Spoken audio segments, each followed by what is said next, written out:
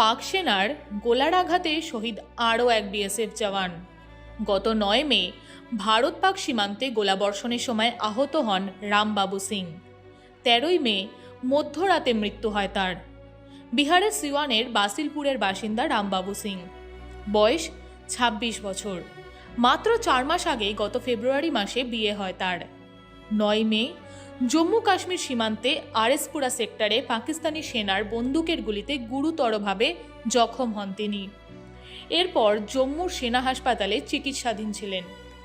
স্বামীর মৃত্যুর খবর শুনেই কান্নায় ভেঙে পড়েছেন স্ত্রী অঞ্জলি দেবী। রামবাবুর বাবা রামবিচার সিং বলেন, ছেলে সবসময় সীমান্তে দাঁড়িয়ে দেশের সেবা করতে চেয়েছিল।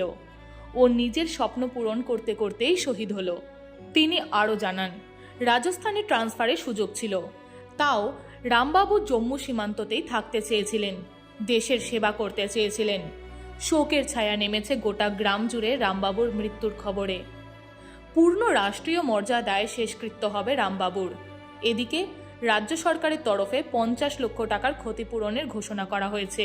মুখ্যমন্ত্রী নীতিশ কুমার বলেছেন, ওর পরিবারকে সব রকমভাবে সাহায্য করার চেষ্টা করব আমরা।